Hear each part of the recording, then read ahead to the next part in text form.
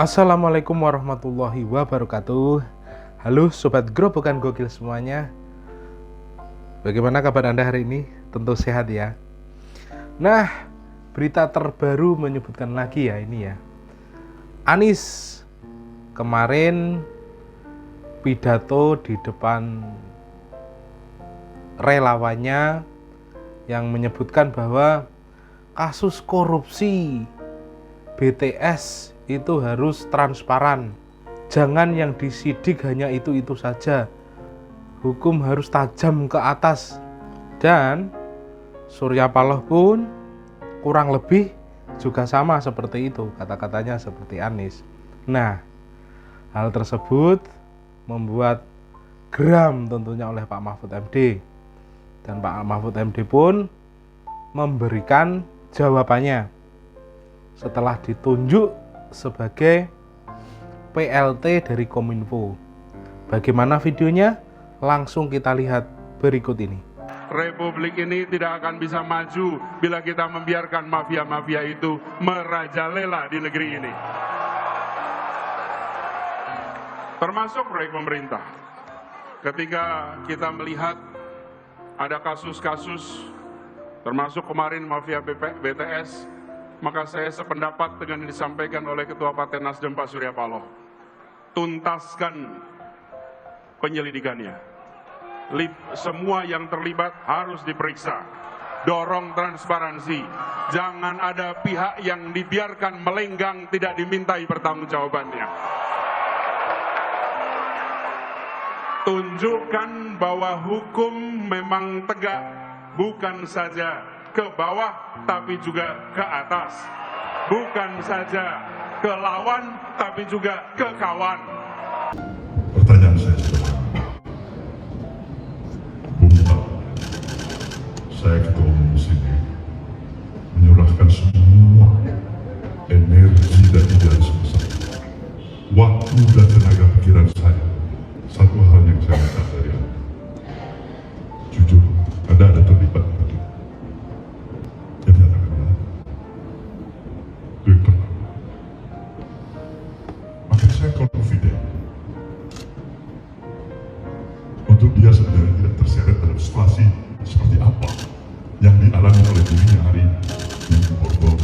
Ini adalah proyek BTS yang sudah direncanakan sudah lama dan itu penting bagi rakyat Indonesia dan harus diteruskan. Itu berlangsung sejak tahun 2006 sampai tahun 2019 berjalan bagus. Baru muncul masalah sejak tahun anggaran 2020. Ya. Yaitu ketika proyek senilai 2,28 sekian triliun itu dicairkan dulu sebesar 10, sekian triliun pada tahun 2020-2021. Tetapi pada bulan Desember ketika laporan harus disampaikan dan penggunaan dana itu harus dipertanggungjawabkan, ternyata sampai Desember tahun 2021 barangnya tidak ada. BTS-nya itu, tower-towernya itu tidak ada. Lalu dengan alasan COVID minta perpanjangan sampai, padahal uangnya ini sudah keluar tahun 2020-2021. Minta perpanjangan sampai Maret. Seharusnya itu tidak boleh secara hukum, tapi diberi perpanjangan 21 Maret untuk itu sampai bulan Maret. Lalu dilaporkan sekitar 1.100 tower dari 4.200 yang ditargetkan. Itu 1.100 tower dilaporkan jadi sesudah diperiksa melalui satelit yang ada itu 958. Dari 958 itu tidak diketahui apakah itu benar bisa digunakan atau tidak karena sesudah diambil 8 sampel. Dari itu semuanya tidak ada yang berfungsi sesuai dengan spesifikasi. Tetapi diasumsikan dulu bahwa itu benar. Nah, dan itu nilainya hanya sekitar 2,1 T. Sehingga masih ada penyalahgunaan dana atau ketidakjelasan dana yang tidak dipertanggungjawabkan dan nanti harus dipertanggungjawabkan di pengadilan itu sebesar 8, sekian T. Saya sudah sampaikan ke Bapak Presiden dan ini sama sekali tidak ada kaitan dengan politisasi. Itu soal uang negara dan ada undang-undangnya. Dan maka Kejaksaan Agung juga ingin dan sudah kami dorong agar ini diselesaikan sebagai masalah hukum semata-mata.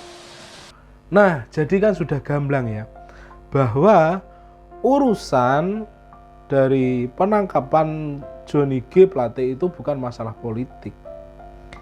Bukan hanya tangkap karena dia berasal dari Nasdem dan Partai Nasdem saat ini sudah melakukan koalisi perubahan dengan Anies dan Demokrat serta PKS. Tidak. Pemerintah tidak mengkriminalisasi hal itu.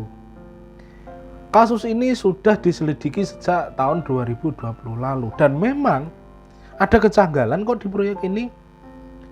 Jadi buat Pak Anies, Pak Paloh, CS yang selalu mengatakan bahwa ini adalah ketidaktransparan, bahwa ini adalah kriminalisasi dari Menteri Kominfo, itu semua tidak benar. Sudah dijawab oleh Pak Mahfud MD. Nah, ngapain juga dikriminalisasi gitu loh. Itu sudah terbukti.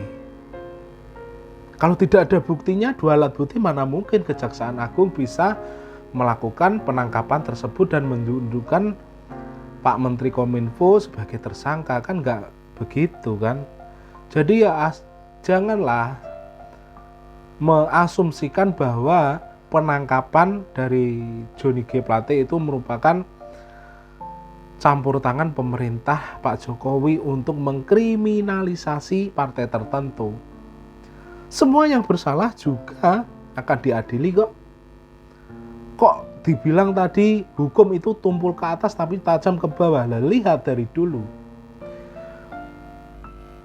Menteri dari Gerindra, Menteri Kelautan juga ditangkap.